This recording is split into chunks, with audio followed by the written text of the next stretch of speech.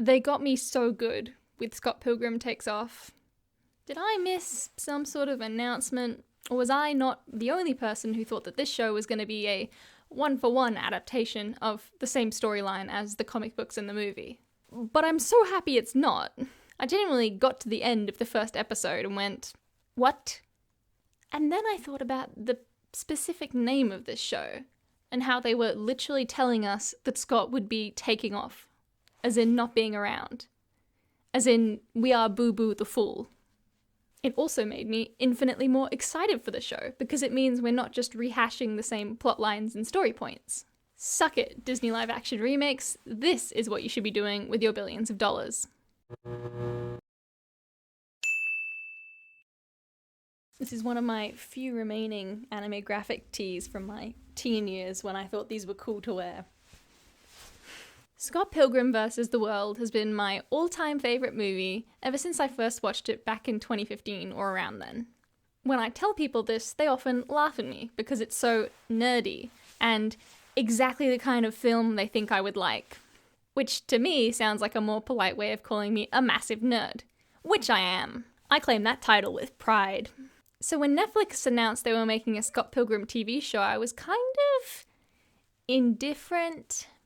The movie was the best live-action adaptation of a graphic novel I'd ever seen, thanks to Edgar Wright's attention to detail and being style-focused and being a perfectionist in his directing style. And I didn't really think there was anything they could add to the story just by making it a cartoon, which is not something I usually say. Typically, I find that cartoons allow for more visual freedom when adapting these kind of genres. For example, I don't think you could ever make the fight scenes in Arcane look better in live action than they do in cartoon. I suppose at the very least they might be able to include some parts of the original comic that had to be cut in the movie for time. But then, it turned out that we were all intentionally misled by the marketing, and this was not just an adaptation of the comic book or the movie.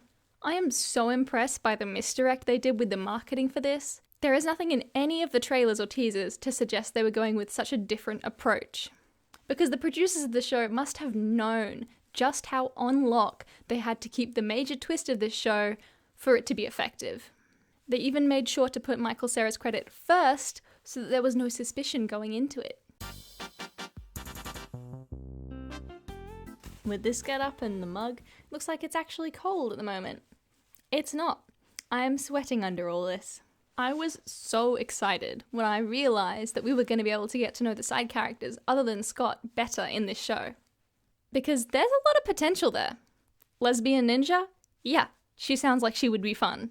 Wallace and Todd having an on-set affair while Envy throws a hissy fit? I'm so down.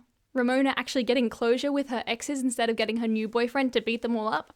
Sounds like a healthier start to a relationship to me. And the best part is, we get all these emotional moments without having to sacrifice the action scenes. Because damn does this show have some good action scenes. Let's party.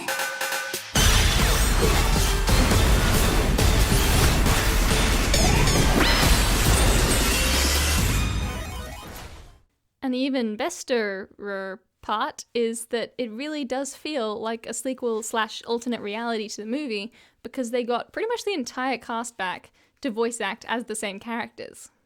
My immersion isn't ever broken going, hang on, that's not what they originally sounded like, or who's that character? And it's an interesting sequel. So many sequels these days are so obviously cash grabs that the studio behind the IP fast-tracked because the original was so popular. In those examples, they're not necessarily making the sequel because they have an interesting story to tell that adds anything to the original. See Frozen 2. But the fact that this show is coming out 13 years after the movie did, and 13 years also after the comic book ended, tells you they're not just doing this for the money. Not when nobody but the hardcore fans have completely forgotten about it. I mean, it is still for the money. It's Netflix. But I do also like to believe that they made this show now because they thought they had a strong script and they could do a good job. Also helping it feel like a faithful adaptation is the fact that you have cameos of original plot points. Like Lucas Lee making fun of the original story where he loses to Scott by skating to his death, saying he would never be so stupid. Except we totally know he would. Or the Black Sheep cameo. Can we please talk about the Black Sheep cameo? Hello again, friend of a friend. I knew If there was one song from the movie that I wanted them to carry over to the TV show, it was this one.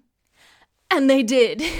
I don't think I need to explain myself too much with this one. I think the fandom for Scott Pilgrim has collectively agreed that this is the best song. It's so good it almost makes me want to forgive Brie Larson for her very mediocre performance as Captain Marvel. Almost. And then we also have the very cute Hot Fuzz cameo, which I was so confused at for a second when I realised where I recognised the characters from, before I remembered who directed that film and all of the Cornetto trilogy. It has also tempted me to watch through the show again, just looking for Baby Driver references, because that would be even more sick. Let me know if you found any. I also like that they acknowledge there's no way Scott and Ramona get their happily ever after without any fights in the future. When you look at how many exes each of them has, and how badly it ended every time, you can imagine a long-term committed relationship is something the two of them will struggle with. And old Scott travelling back through time to stop them from ever getting together, not realising him and old Ramona haven't even broken up, is very on brand.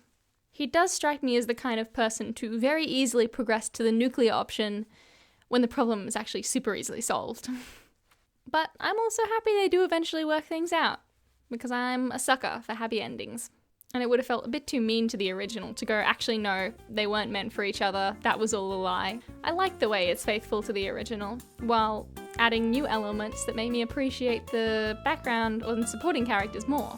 If anything, it's made me love the original movie even more, now that we have this attached media to watch and enjoy as well.